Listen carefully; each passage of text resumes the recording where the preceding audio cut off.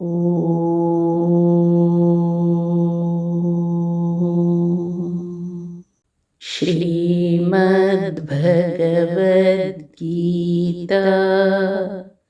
अथ षष्ठोऽध्यायः। आरनेय अध्याय ಧ್ಯಾನಯೋಗಃ. ಧ್ಯಾನಯೋಗ ಅಧ್ಯಾಯ 6 ಶ್ಲೋಕ 3. ಶ್ರೀ ಭಗವಾನ್ ಉವಾಚ ಆರುರುಕ್ಷೋರ್ಮುನೇ ಯೋಗಂ ಕರ್ಮ ಕಾರಣಂ ಮುಚ್ಯತೆ ಯೋಗಾರೂಢಸ್ಯ ತಸೈವ ಶಮಃ ಕಾರಣಂ ಮುಚ್ಯತೆ. ಶ್ರೀಕೃಷ್ಣ ಹೇಳಿದರು, ಯೋಗವನ್ನು ಹೊಂದಬೇಕೆಂದು ಇಚ್ಛಿಸುವ ಮುನಿಗೆ ಕರ್ಮವು ಸಾಧನವೆಂದು ಹೇಳಲ್ಪಡುತ್ತದೆ. ಯೋಗಾರೂಢನಾದ ಆ ಮುನಿಗೆ ಶಮವು ಸಾಧನವೆಂದು ಹೇಳಲ್ಪಡುತ್ತದೆ. ಯೋಗವನ್ನು ಪಡೆಯುವ ಇಚ್ಛೆಯುಳ್ಳ ಮುನಿಗೆ ಕರ್ಮವು ಸಾಧನವಾಗುತ್ತದೆ. ಯೋಗವನ್ನು ಪಡೆದ ಮೇಲೆ ಅದೇ ಮುನಿಗೆ ಶಮವು ಅಂದರೆ ಅಕರ್ಮವು ಸಾಧನವಾಗುತ್ತದೆ. ಸಾಧನೆಯ ಮೆಟ್ಟಲೇರುವವನಿಗೆ ಗುರಿ ಮುಟ್ಟಲು ಕರ್ಮಯೋಗ ಅಂದರೆ ಹಲವು ಬಗೆಯ ಜನಸೇವೆ ಕಾರಣವೆನಿಸುತ್ತದೆ. ಅವನೇ ಗುರಿ ಸೇರಿದಾಗ ಭಗವತ್ ಸಮಾಧಿ ಅಂದರೆ ಜನಸೇವೆಯಿಂದ ವಿರಾಮ ಮತ್ತು ಭಗವಂತನಲ್ಲಿ ಧ್ಯಾನನಿಷ್ಠೆ ಸುಖದ ಹೆಚ್ಚಳಕ್ಕೆ ಕಾರಣವೆನಿಸುತ್ತದೆ. ಈ ಶ್ಲೋಕಕ್ಕೆ 2 ಆಯಾಮವಿದೆ. ನಾವು ಮಾಡತಕ್ಕ ನಿತ್ಯಕರ್ಮ ಒಬ್ಬ ಸಾಧಕ ಎಲ್ಲಿಯ ತನಕ ಮಾಡಬೇಕು ಮತ್ತು ಎಲ್ಲಿಂದ ಬಿಡಬಹುದು ಎನ್ನುವುದು ಒಂದು ಆಯಾಮವಾದರೆ, ಇನ್ನೊಂದು ಸಾಮಾಜಿಕವಾಗಿ ಒಬ್ಬ ಸಾಧಕನ ಕರ್ತವ್ಯವೇನು ಎನ್ನುವುದನ್ನು ಈ ಶ್ಲೋಕ ವಿವರಿಸುತ್ತದೆ. ಇನ್ನೂ ಸಿದ್ಧಿ ಪಡೆಯದ ಸಾಧನೆಯ ಹಾದಿಯಲ್ಲಿರುವ ಒಬ್ಬ ಸಾಧಕ ಆ ಸ್ಥಿತಿಯಲ್ಲಿ ಎಲ್ಲ ವಿಹಿತ ಕರ್ಮವನ್ನು ಮಾಡುತ್ತಿರಬೇಕು, ಯಾವುದನ್ನೂ ಬಿಡುವಂತಿಲ್ಲ. ಸಿದ್ಧನಾದ ಮೇಲೆ ಆತ ಸಮಾಧಿ ಸ್ಥಿತಿಯಲ್ಲಿ ಭಗವಂತನನ್ನು ಒಳಗಿನಿಂದ ಕಾಣಬಲ್ಲ. ಆ ಸ್ಥಿತಿಯಲ್ಲಿ ಆತನಿಗೆ ಉಳಿದ ಕರ್ಮಗಳಿಗಿಂತ ಅಂತರಂಗದಲ್ಲಿ ಭಗವಂತನನ್ನು ಕಾಣುವ ಕರ್ಮ ಮುಖ್ಯವಾಗುತ್ತದೆ. ಒಬ್ಬ ಅಪರೋಕ್ಷ ಜ್ಞಾನ ಬಂದವ ಸದಾ ಸಮಾಧಿ ಸ್ಥಿತಿಯಲ್ಲಿ ಇರಲು ಸಾಧ್ಯವಿಲ್ಲ. ಅವನು ಹೊರ ಪ್ರಪಂಚಕ್ಕೆ ಬರಲೇಬೇಕು. ಆಗ ಅವನ ಮುಖ್ಯ ಕರ್ಮವೆಂದರೆ ಶಾಸ್ತ್ರಶ್ರವಣ, ಮಂತ್ರಜಪ, ಪ್ರವಚನ ಇತ್ಯಾದಿ. ಆದ್ದರಿಂದ ವಿಹಿತ ಕರ್ಮಗಳ ವಿಧಿ ನಿಷೇಧ ಬದ್ಧತೆ ಅಪರೋಕ್ಷ ಜ್ಞಾನದವರೆಗೆ ಮಾತ್ರ. ಉದಾಹರಣೆಗೆ, ಒಬ್ಬ ಅಪರೋಕ್ಷ ಜ್ಞಾನಿ ಧ್ಯಾನಕ್ಕೆ ಕುಳಿತಿದ್ದಾನೆ.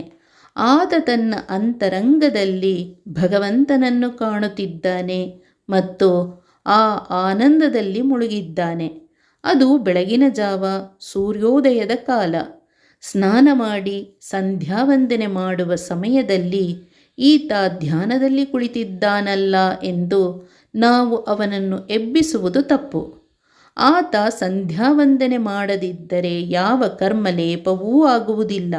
ಏಕೆಂದರೆ ಸಂಧ್ಯಾವಂದನೆ ಮಾಡುವುದು ಭಗವಂತನ ದರ್ಶನಕ್ಕಾಗಿ. ಆದರೆ ಆತ ಆಗಲೇ ಭಗವಂತನ ದರ್ಶನ ಪಡೆಯುತ್ತಿದ್ದಾನೆ. ಹೀಗೆ ಅಪರೋಕ್ಷ ಜ್ಞಾನಿಗೆ ಕರ್ಮದ ಬದ್ಧತೆಯಿಲ್ಲ.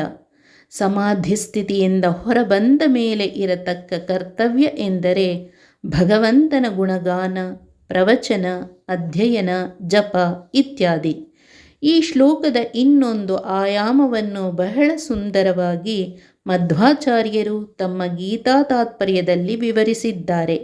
ಇದು ಮುಖ್ಯವಾಗಿ ಒಬ್ಬ ಸಾಧಕನ ಸಾಮಾಜಿಕ ನಡೆ ಹೇಗಿರಬೇಕು ಎನ್ನುವುದನ್ನು ವಿವರಿಸುತ್ತದೆ. ಕರ್ಮ ಎನ್ನುವುದಕ್ಕೆ ಆಚಾರ್ಯರು ಒಂದು ಅಪೂರ್ವ ಅರ್ಥವನ್ನು ಕೊಟ್ಟಿದ್ದಾರೆ. ಕರ್ಮ ಅಂದರೆ ಕರ ಪ್ಲಸ್ ಮ. ಕರ ಅಂದರೆ ಕಂದಾಯ ಅಂದರೆ ಡ್ಯೂಟಿ. ಯಾವುದನ್ನು ಕಂದಾಯವೆಂದು ತಿಳಿದು ನಾವು ಮಾಡಬೇಕೋ ಅದು ಕರ್ಮ. ನಾವು ಭಗವಂತನ ರಾಜ್ಯದಲ್ಲಿನ ಪ್ರಜೆಗಳು. ಅದಕ್ಕೋಸ್ಕರ ಅವನಿಗೆ ನಾವು ಕೊಡುವ ಕರ್ಮ. ಯಾವುದೋ ಅಭಿಲಾಷೆಯಿಂದ ದೇವಸ್ಥಾನದಲ್ಲಿ ನಾವು ಕಾಣಿಕೆ ಹಾಕುವುದು ನಿಜವಾದ ಕಂದಾಯವಲ್ಲ. ಅದನ್ನು ಭಗವಂತ ಬಯಸುವುದೂ ಇಲ್ಲ. ಭಗವಂತ ನಮ್ಮಿಂದ ಬಯಸುವ ಕರ್ಮ ಕಷ್ಟದಲ್ಲಿರುವವರ ಶುಶ್ರೂಷೆ. ಒಬ್ಬ ಸಾಧಕ ಅಪರೋಕ್ಷ ಸಾಧಕನಾಗುವ ತನಕ ಅವನ ಸಾಧನೆಯಲ್ಲಿ ಇದು ಒಂದು ಮುಖ್ಯ ಸಾಧನೆ. ಸಮಸ್ತ ಜೀವಜಾತದ ಮೇಲೆ ಅನುಕಂಪ, ಸೇವಾ ಮನೋವೃತ್ತಿ ಬಹಳ ಮುಖ್ಯ. ಯೋಗಶಾಸ್ತ್ರದಲ್ಲಿ ಕೂಡ ಇದನ್ನೇ ಹೇಳುತ್ತಾರೆ. ಮೈತ್ರಿ, ಕರುಣ, ಮುದಿತ ಮತ್ತು ಉಪೇಕ್ಷ ಎನ್ನುವ 4 ಮನೋವೃತ್ತಿ ಒಬ್ಬ ಸಾಧಕನಲ್ಲಿರಬೇಕು. ಮೈತ್ರಿ ಎಂದರೆ ಸಜ್ಜನರ ಸಹವಾಸ. ಎಲ್ಲಿ ಒಳ್ಳೆಯತನವಿದೆ ಅವರ ಸ್ನೇಹ. ದುಃಖವನ್ನು ಕಂಡಾಗ ಅಲ್ಲಿ ಕರುಣೆ ಹಾಗೂ ನೆರವು, ಇದು ಕರುಣಾ. ಇನ್ನೊಬ್ಬರ ಉದ್ಧಾರ ನೋಡಿ ಸಂತೋಷ ಪಡುವುದು ಮುದಿತ. ದುಷ್ಟರಿಂದ ದೂರವಿರುವುದು ಉಪೇಕ್ಷ. ಕೆಟ್ಟವರೊಂದಿಗೆ ಜಗಳ ಬೇಡ, ಆದರೆ ಅವರ ಒಡನಾಟದಿಂದ ಯಾವುದೇ ದ್ವೇಷವಿಲ್ಲದೆ ದೂರವಿರುವುದು ಉಪೇಕ್ಷ. ಹೀಗೆ ಸಾಧಕನ ಜೀವನದಲ್ಲಿ ಇದು ಮಹತ್ತರವಾದ ಸಾಮಾಜಿಕ ಕರ್ತವ್ಯ. ಒಬ್ಬ ಸಿದ್ಧನಾದವ ಅಂದರೆ ಯೋಗಾರೂಢ ಸದಾ ಅಂತರ್ಮುಖಿಯಾಗಿರುತ್ತಾನೆ. ಅವನಿಗೆ ಈ ಸಾಮಾಜಿಕ ಬದ್ಧತೆಯಿಲ್ಲ, ಅಂದರೆ ಅವರಿಗೆ ಅದು ಸಾಧ್ಯವಾಗುವುದಿಲ್ಲ. ಅವರ ಆನಂದಾಭಿವೃದ್ಧಿಗೆ ಕಾರಣ ಶಮ, ಅಂದರೆ ಸದಾ ಭಗವಂತನಲ್ಲೇ ಮನಸ್ಸನ್ನು ನೆಟ್ಟಿರುವುದು. ಅದರಿಂದ ವ್ಯತಿರಿಕ್ತವಾದ ಇನ್ನೊಂದು ಕರ್ಮ ಅವರಿಗಿಲ್ಲ. ಹೀಗೆ ಲೋಕಸೇವೆ ಎನ್ನುವುದು ಒಬ್ಬ ಸಾಧಕನ ಅವಿಭಾಜ್ಯ ಅಂಗವಾಗಬೇಕು ಎನ್ನುವುದನ್ನು ಕೃಷ್ಣ ಈ ಶ್ಲೋಕದಲ್ಲಿ ಸ್ಪಷ್ಟವಾಗಿ ಹೇಳಿದ್ದಾರೆ. ಯೋಗಾರೂಢನಿಗೆ ಯಾವ ಸಾಮಾಜಿಕ ಬದ್ಧತೆಯಿಲ್ಲ. ಅವನು ಅಂತರಂಗದಲ್ಲಿ ಭಗವಂತನನ್ನು ಕಾಣುತ್ತಿರುತ್ತಾನೆ ಎಂದು ಕೃಷ್ಣ ಹೇಳಿದಾಗ ನಮಗೆ ಒಂದು ಪ್ರಶ್ನೆ ಮೂಡಬಹುದು. ಇಂತಹ ಅಪರೋಕ್ಷ ಜ್ಞಾನಿಗಳನ್ನು ಗುರುತಿಸುವುದು ಹೇಗೆ ಎಂದು. ಮುಂದಿನ ಶ್ಲೋಕ ಈ ನಮ್ಮ ಪ್ರಶ್ನೆಗೆ ಉತ್ತರ ರೂಪದಲ್ಲಿದೆ. ಹರೇ ಓಂ ಶ್ರೀ ಕೃಷ್ಣಾರ್ಪಣಮಸ್ತು.